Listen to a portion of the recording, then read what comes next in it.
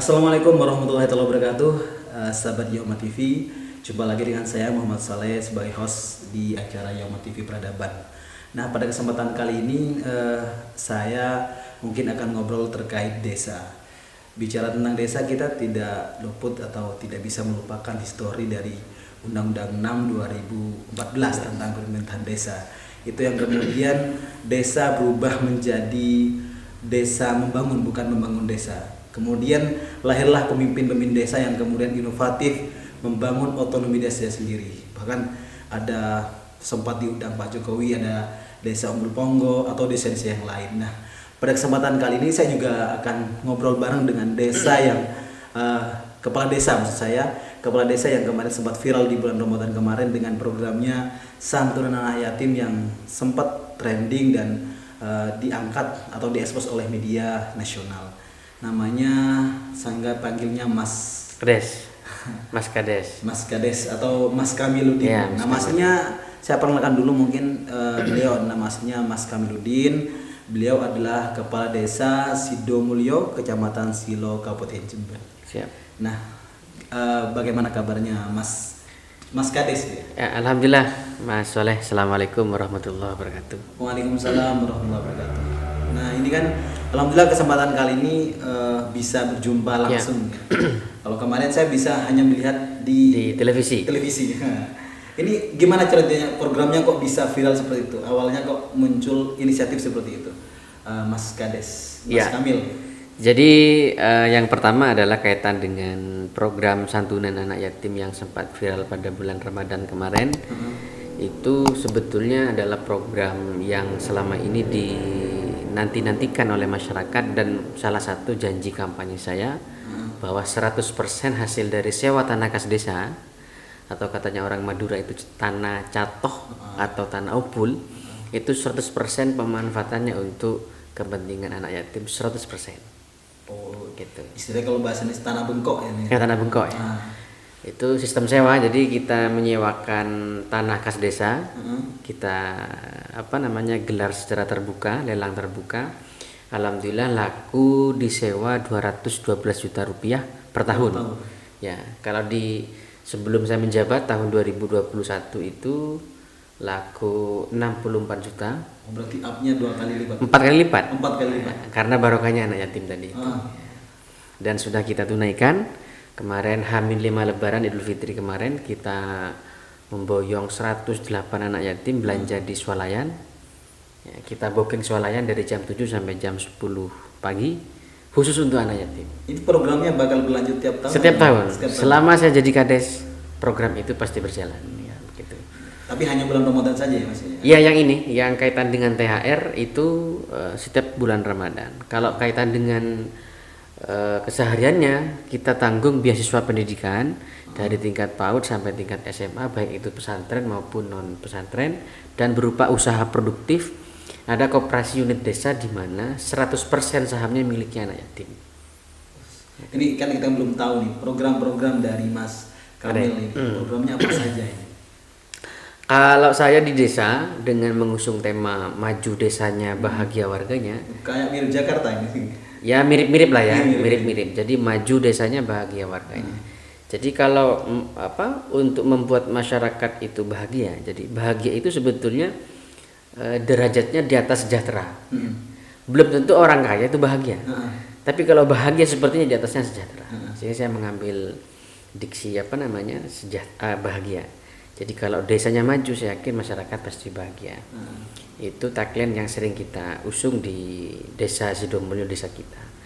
Kemudian ada program-program prioritas, misalkan satu adalah menjadikan desa ini sebagai desa digital. Kebetulan desa kami ini adalah bukan satu-satunya, desa pertama di Jember yang menerapkan digitalisasi desa. Jadi, maksudnya digitalisasi seperti apa Mas? Jadi misalkan contoh pembuatan surat menyurat sudah online. Jadi masyarakat untuk buat surat, ngurus administrasi nggak perlu hadir ke kantor desa dari rumah. Cukup dari gadget. Ya, berbasis aplikasi ataupun WA. Dan saya sebagai kepala desa, saya adalah kepala desa yang jarang menggunakan bolpen. Jadi saya lebih ke tanda tangan digital, Oh. tanda tangan barcode. Sehingga dimanapun saya, kayak sekarang saya lagi di Madura, 2 hari ini saya di Madura. Saya masih melayani masyarakat setiap hari itu dengan tanda tangan barcode. Sehingga dimanapun kepala desa berada, tetap bisa melayani masyarakat. Itu kaitan dengan surat online ya. Ada juga pembuatan aminduk seperti KK, kemudian akte kelahiran by WA selesai. Kemudian mitigasi bencana, kemudian monitoring evaluasi perangkat desa sudah berbasis aplikasi. Terus kemudian juga ada mitigasi bencana tadi sudah ya, marketplace atau mall desa. Jadi produk-produk unggulan itu kita pasarkan dalam satu sistem, itu namanya mall desa. Itu yang beli gimana Mas? Jadi desa buat sendiri, desa buat aplikasi, kemudian kita geduk tularkan kepada masyarakat untuk menggunakan aplikasi desa yang telah disediakan gitu. Selain desa digital apa lagi program? Ada juga desa devisa. Desa devisa itu adalah programnya LPEI, Lembaga Pembiayaan Ekspor Indonesia. Jadi devisa itu adalah bagaimana produk-produk unggulan desa itu bisa dijual ke luar negeri. Nah, gitu. Kebetulan di desa kami juga yang pertama di Jember. Ekspor apa ya? Ekspor kopi. Oh, kopi. Kebetulan komoditi yang kita unggulkan adalah komoditi kopi jenis robusta, dan ini terbesar se-Jember. Kita mampu memproduksi 20.000 ton per tahun. Itu yang gelondong kopi basah, dan 5.150 ton itu untuk kopi kering pasca digiling. Setiap tahun di desa dengan luasan lahan garapan masyarakat 2.250 hektar tanaman kopi. Ekspor pertama sudah diekspor kemana? Tahun ini kita ekspor ke Amerika. Amerika. Melalui kerjasama dengan PT Bright Java Indonesia. Kita akan ekspor 1.500 ton tahun ini. Ekspor perdana kita nanti di bulan Oktober tahun 2022 bersamaan dengan hajatan desa, hari jadi desa yang ke-28. Selain program tadi udah desa digital, desa devisa, ada juga desa wisata. Desa wisata. Jadi kami menggagas konsep desa wisata atau pariwisata. Kami berpikir bahwa pariwisata ini adalah pintu yang paling efektif untuk meningkatkan derajat ekonomi masyarakat. Karena dengan pariwisata semua item, semua elemen kepentingan masyarakat bisa ditampung di situ. Mulai dari kalau tamu wisatawan datang, dia pasti butuh produk UMKM. Kalau dia kerasan pasti butuh penginapan, berarti butuh homestay. Dia mau jalan-jalan berarti butuh persewaan kereta wisata. Jadi semuanya potensi ekonomi bisa dijadikan satu di di Desa Sidomulyo. Wisata yang sudah dibangun. Nah, kebetulan saya masih baru. Jadi saya sebelum jadi kepala desa memang sudah gerakan pemuda desa, selaku pegiat wisata desa yang sudah kita bangun pondasi wisata itu tahun 2017 dan baru kita jual untuk umum tahun 2020. Kebetulan berbarengan dengan Covid. Baru tahun ini tahun 2022 kita mulai baru dengan konsep IDD, yaitu Integrated Destination Development. Jadi pengembangan destinasi terpadu. Jadi mulai dari wisata edukasi.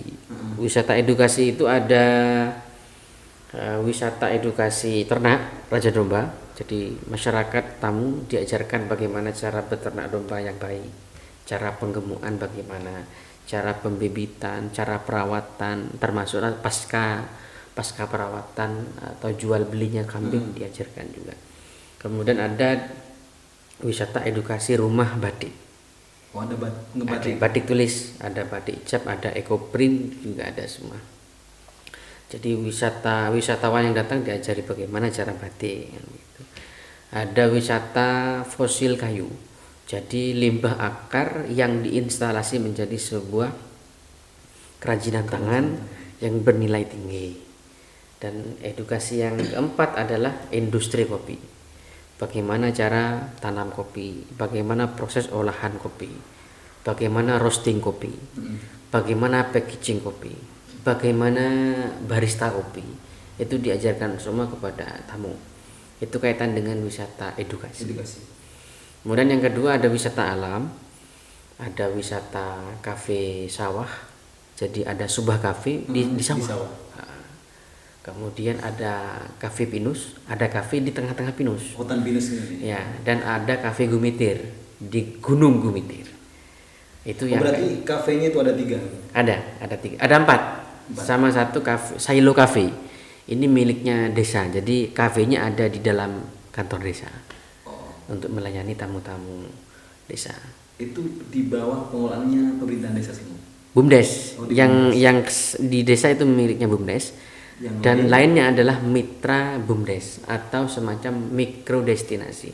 Jadi kan payung hukumnya kan IDD, Integrated Destination Development, ini payung besarnya.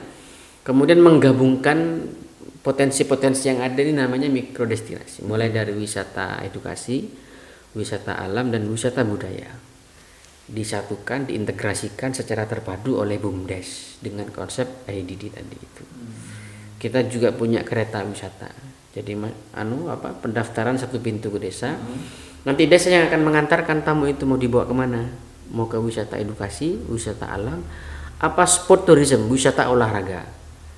Jadi itu satu paket. Satu paket, tergantung dia mau ambil paket berapa. Paket lengkap atau paket parsial gitu.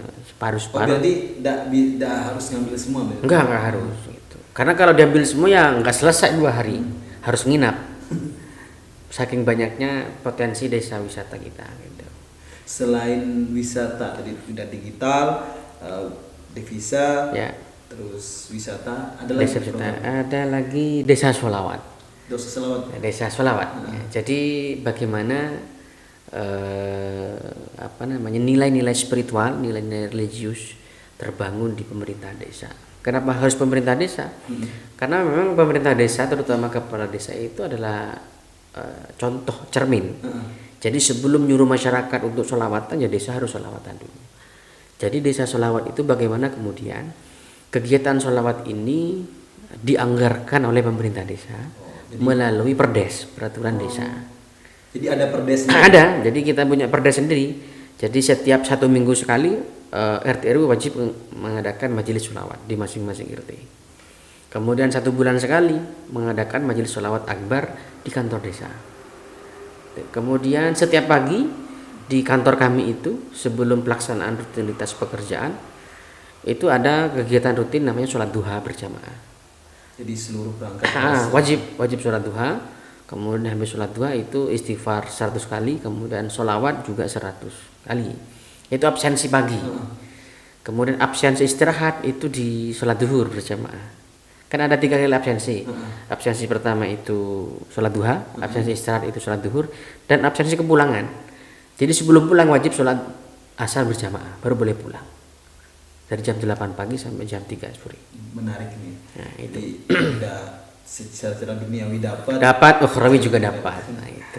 Yang terakhir ada program lain selain yang 4 ya, sudah wisata, devisa, digital, sama sholawat. Ada program lain mungkin? Program yang sedang kita garap itu adalah hajatan desa.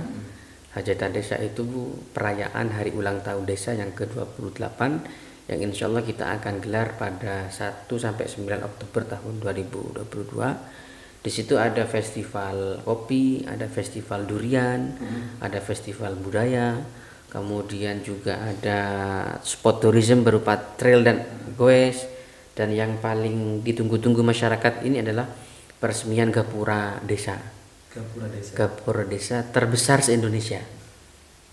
Jadi gapura itu pintu masuk, pintu gerbang masuk desa terbesar se-Indonesia dengan ketinggian 14 meter dan lebarnya 17 meter. Kategori desa terbesar se-Indonesia yang akan kita daftarkan ke rekor muri di bulan Oktober tahun 2022. Nah, kan tadi udah bicara program. Ya. Nah, ini kan sudah Mas Kamil mimpin dari tahun 2021 awal.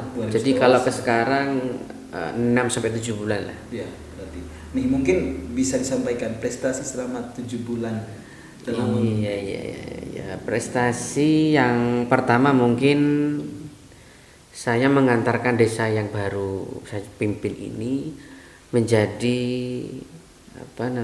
desa wisata top 300 besar se-Indonesia. Itu dari 3.419 desa wisata se-Indonesia. dari 3.000 jadi masuk di 300 besar. Itu judulnya Anugerah Desa Wisata tahun 2022 yang diselenggarakan oleh Kementerian Pariwisata. Kemudian ada juga lomba gotong royong juara 1 tingkat Kabupaten Jember dan sedang dilombakan di tingkat Jawa Timur. Kemudian lomba PKK itu nomor 2 se-Kabupaten Jember dari 226 desa. Dan